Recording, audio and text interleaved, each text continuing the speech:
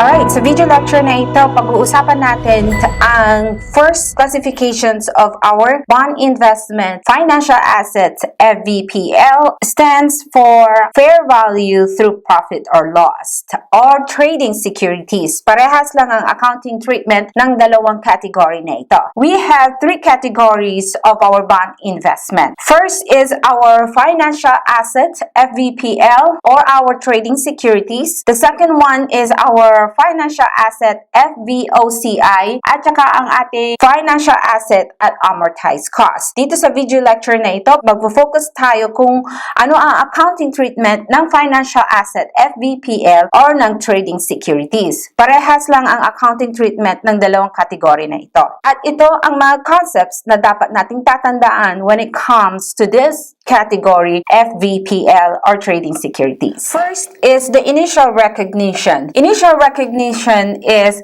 kung magkano mo ito i-record on the transaction date. Yan ang initial recognition. On this financial asset, FVPL, ang ating initial recognition is equal to the acquisition cost. Ang acquisition cost na kasali dito sa initial recognition is the purchase price. Alright, so ang acquisition cost ng financial asset, FVPL, or trading securities is the purchase price. Sa transaction cost naman, ang treatment natin sa transaction cost under FVPL or trading securities is outright expense. So, ang transaction cost under FVPL or trading securities, hindi natin ito ina-add sa acquisition cost ng bonds ni investee. Ang transaction cost is treated as an outright expense. Both of the transaction costs na direct transaction costs at indirect are outright expense when it comes to category financial asset FVPL at trading securities. The subsequent measurement naman ng FVPL is at fair value. Kapag nag-prepare ka na ng financial statement ni investor, ang subsequent measurement, imi-measure mo ito at fair value. Ang subsequent measurement natin is kapag nag-prepare tayo ng financial statements ni investor, tinitignan natin kung magkano na ang value ng bonds na yan on your financial statement date. Ang business model naman ng category na ito ay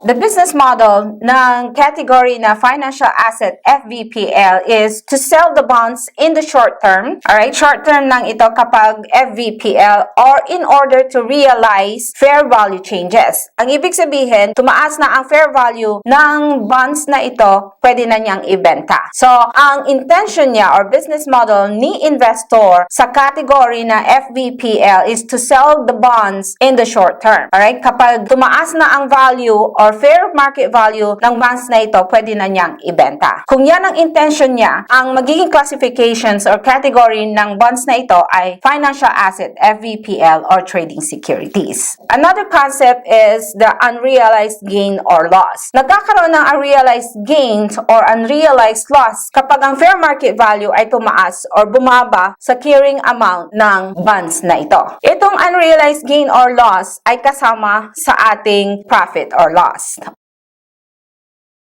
or sa ating income statement. So, itong unrealized gain or loss na makikreate kapag nagkaroon ng increase or decrease on the fair market value compared to the carrying amount of this investment, nagkakaroon tayo ng account na unrealized gain or loss. At itong unrealized gain or loss na account ay included sa profit or loss or sa ating income statement. Ang interest income naman is also included in our income statement. Pares lang ang treatment natin ng unrealized gain or loss, the increase and decrease on the fair market value, and our interest income. Yung interest income na na-earn natin from this investment, included din yan sa ating income statement natin. Dito naman sa amortizations of the premium or discount, wala tayong amortizations of premium and discount. Dito sa under this category of financial asset, FVPL, or trading securities, hindi tayo tayo nag-a-amortize. Kahit in-acquire ni investor ng mas mahigit sa face amount ng bonds, wala tayong premium, wala tayong discount. Hindi tayo nagre-recognize ng premium or discount under this category of financial asset, FVPL, or trading securities. Dahil wala tayong recognitions of premium and discount, wala tayong amortization. So yan ang tatandaan mo dito sa financial asset FVPL, hindi tayo nagre-recognize ng premium or discount. Dahil wala tayong recognitions of premium or discount, hindi tayo nag-a-amortize. So under this category, we don't do amortization. So ito yung mga concepts na dapat mong tatandaan when it comes to questions with regards to financial asset FVPL or trading securities. Initial recognition is your acquisition cost, which is composed of your purchase price. Kung magkano lang niya binili yung bonds na yon, yun lang ang laman ng kanyang account na financial asset, FVPL, or trading securities. Dito naman sa transaction cost, both of the transaction costs, indirect and direct transaction costs, are outright expense. Subsequent measurement is on the financial statement date. Mini-measure natin yan at fair market value. At pag-aaralan natin yan in a little bit. At ang business model ng investor kapag classify niya as FVPL or trading securities, the business model or the intention should be to sell the bonds in the short term or in order to realize fair market value changes. Alright, kapag tumaas na ang value niya, pwede na niyang ibenta yon. Then, nagkakaroon naman ito ng unrealized gain or loss, which is included in our profit or loss. Ganun din ang ating interest income. Ang pinaka-importanting tatandaan mo dito, under this category, hindi tayo nag-a-amortize. So, ganito ang gagawin natin dito sa category na ito from transaction date up to the maturity date. The transaction date, ang initial recognition natin or kung magkano natin i-record itong account na financial asset, FVPL, or trading securities ay at acquisition cost or purchase price kung magkano man nabili ni investor itong bonds na ito. So, kung magkano yung purchase price niya, yun ang acquisition cost niya under this category, financial asset, FVPL, or trading securities. At ang journal entry natin sa transaction date is debit to financial asset, FVPL, and credit to cash. Or pwedeng debit to trading securities or credit to cash.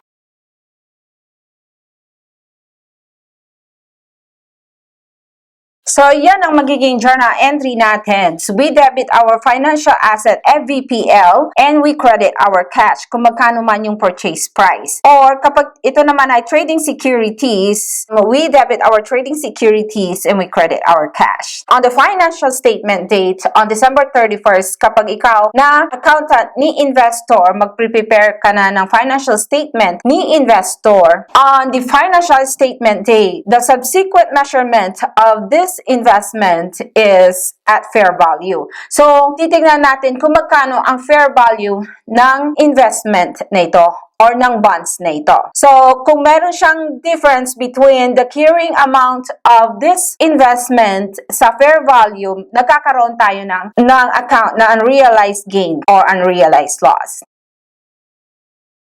So, at the end of the year, you have to determine kung magkano ang fair value ng ating investment. At i-adjust natin yan. Kapag ang carrying amount ng ating investment is less than the fair value, nagkakaroon tayo ng unrealized gain.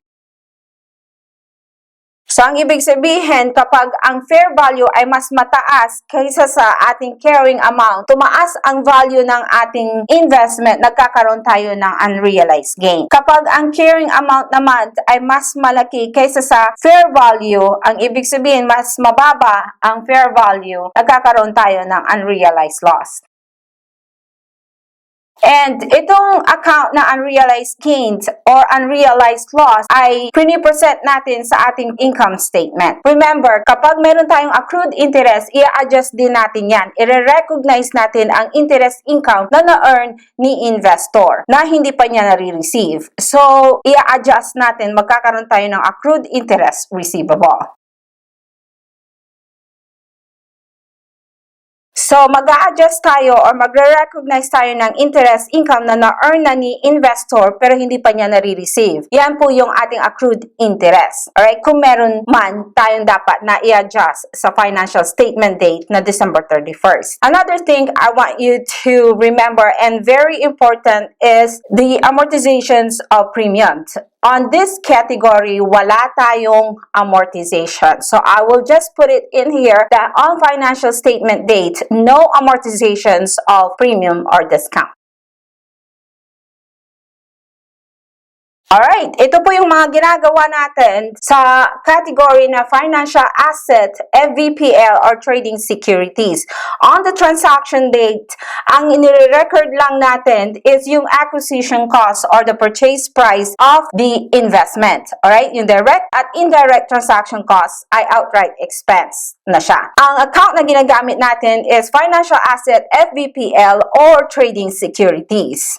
On the financial statement date, kapag mag-prepare ka na as an accountant ni investor, mag-a-adjust ka ng fair market value because our subsequent measurement on this category is at fair value. So, on December 31st, ang fair market value ay mas mataas kaysa sa carrying amount ng investment, nagkakaroon siya ng unrealized gain. Kapag bumaba naman ang fair market value ng iyong investment, nagkakaroon ka ng unrealized loss. And sa susunod na taon, ang carrying amount ng iyong investment will be the fair market value. Kung magkano mo siya in-adjust sa fair market value. Then, mag-a-adjust din tayo or magre-recognize tayo kung meron man tayong accrued interest receivable or interest income na na-earn na natin pero hindi pa natin nare-receive. Then, wala tayong recognitions of the premium and discount under this category. Therefore, wala tayong amortizations of premium or discount. Magpe-present ako ng practice questions with regards to this category.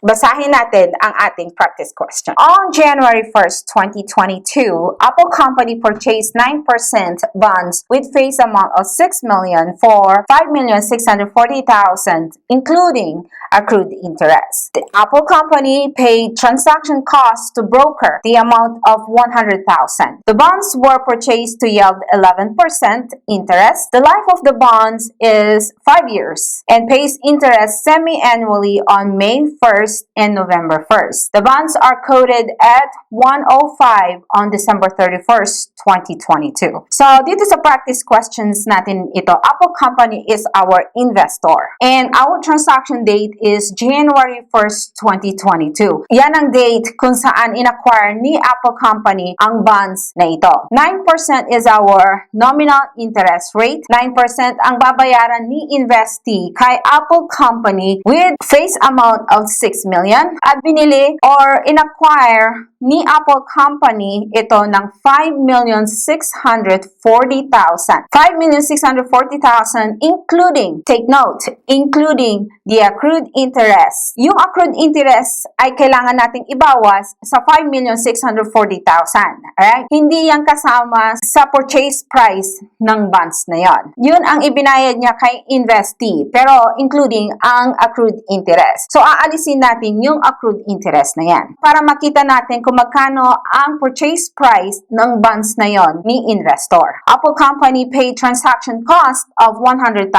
Yung 100,000 na transaction cost, outright expense na yan. Remember, on FVPL or trading securities, lahat ng transaction cost ay outright expense. The bonds were yield 11%. 11% is our effective interest rate. And the life of the bond is 5 years. Ang pagbabayad ni investee kay Apple Company ay semi-annually. Ang interest dates natin ay May 1st at November 1st sa practice questions na ito. And the bonds are quoted at 105. Ang ibig sabihin, 105, i-multiply natin yan sa face amount ng bonds na yan para makita natin kung magkano ang fair value ng bonds na ito at the end of the year, December 31st. 31st. Isusulat ko lahat ng mga informations na kakailanganin natin para ma-solve natin kung ano ang accounting treatment natin from the transaction date up to the financial statement date na December 31st, 2022. And I will make my timeline here para makita natin kung ano ang accounting treatment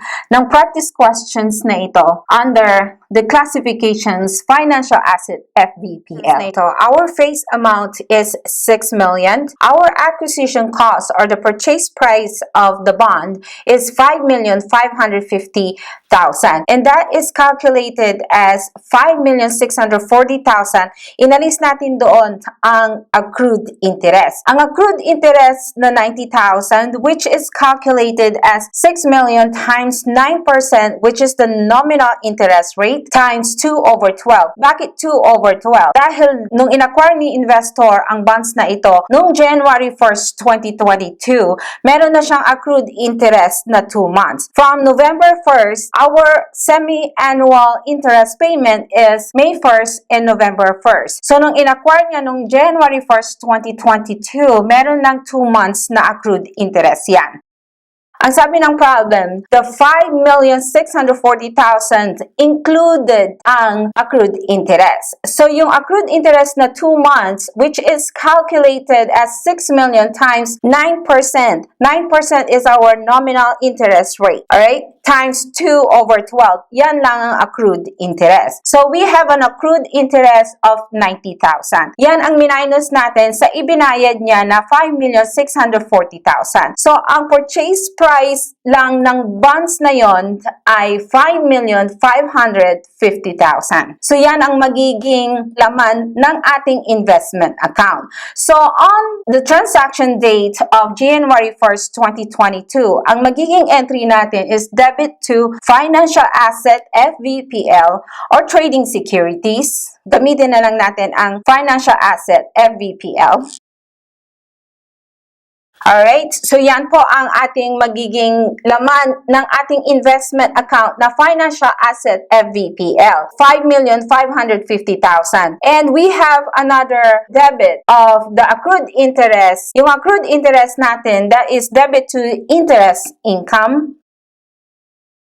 So, ang pag-entry natin sa accrued interest na yan na in advance ni investor kay investee, debit to interest income. Pwede rin natin gamitin ang accrued interest receivable. So, we debit our financial asset FVPL of 5,550,000 and we debit our interest income of 90,000 and we credit our cash of 5,640,000. Alright, yan ang magiging entry natin on the transaction date. Another entry, yung brokerage fee na 100,000. Our entry is debit to the brokerage fee. Yan po ay expense natin sa ating income statement. So, on May 1st, yan ang interest date natin. Tatanggap tayo ng 6 months from the investee. So, our calculations of our interest income received from the investee is 6 million times 9%, which is the nominal interest rate, times 6 over 12. At ang magiging entry natin dyan ay debit to cash of 270,000 and credit to interest income of 270,000.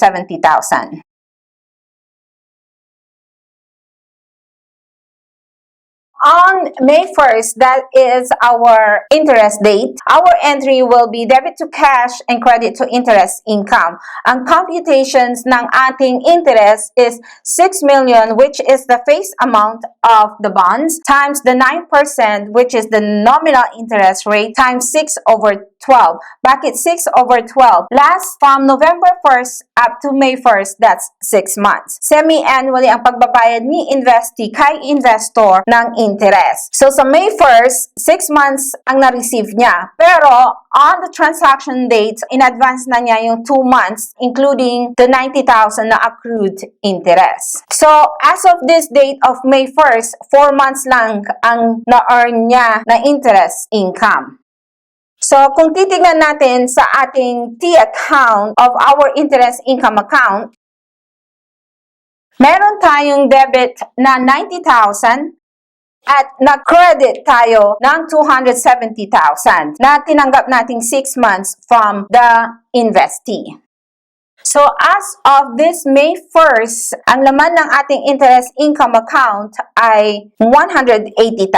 Nakaabang na yung interest income na ima-minus natin kapag tinanggap natin yung 6 months na 270,000. But 4 months lang ang kinita ni investor as of May 1st. Alright? On November 1st, that's our another interest date. Our entry will be same as debit to cash of 270,000 and credit to interest income of 270,000.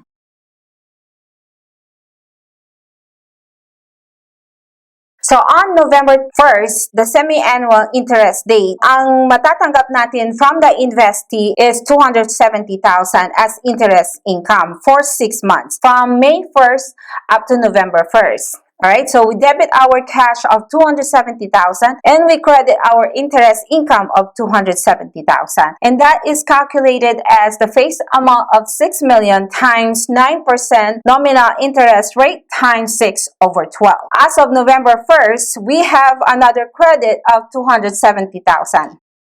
From November 1st up to December 31st, kapag mag-prepare ka na ng financial statement ni investor, merong accrued interest si Apple Company. Yung accrued interest niya is from November 1st up to December 31st, which is 2 months.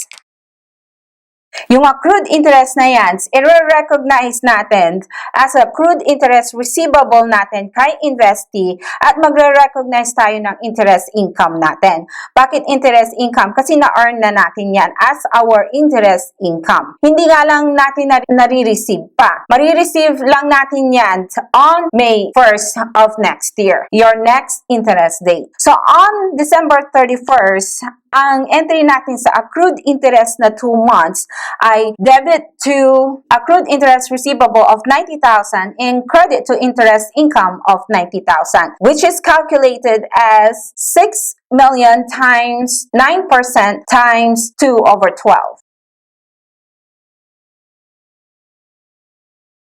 Alright, so yan ang ating adjustment on December 31st kapag mag-prepare na tayo ng financial statement ni investor. To record the 2 months of accrued interest na na-earn na ni investor pero hindi pa niya natatanggap as of December 31st. So our entry will be debit to accrued interest receivable of 90,000 and credit to interest income of 90,000, which is calculated as 6 million, which is the face amount of the bonds times 9% times 2 over 12. Yan, 2 months na accrued interest. So, on our T account of our interest income na account, we have another credit of 90,000.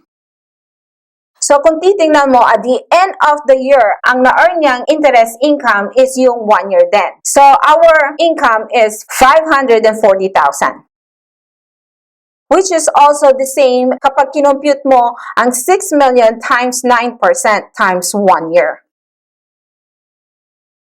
Yan ay the same as the 540,000. Another thing na i-adjust natin at the end of the year is the fair market value or the fair value of these bonds. Mini-measure natin yan at the end of the year at fair value. So, titignan natin kung magkano ang fair value ng bonds na ito. So, ang fair value, according to the problem, is coded at 105. So, ang ibig sabihin, ang gagawin natin sa 105, imo-multiply natin yan sa face amount ng bonds to get our fair value. So, 6 million times 105%, we have a fair value of 6,300,000.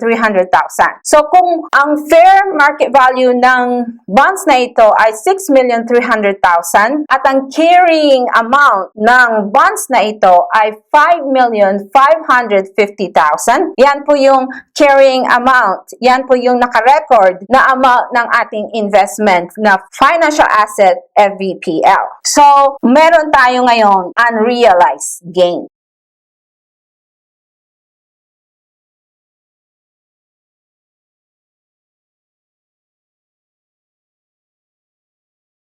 At the end of the year, mag-a-adjust tayo ng bonds na ito at fair market value or fair value.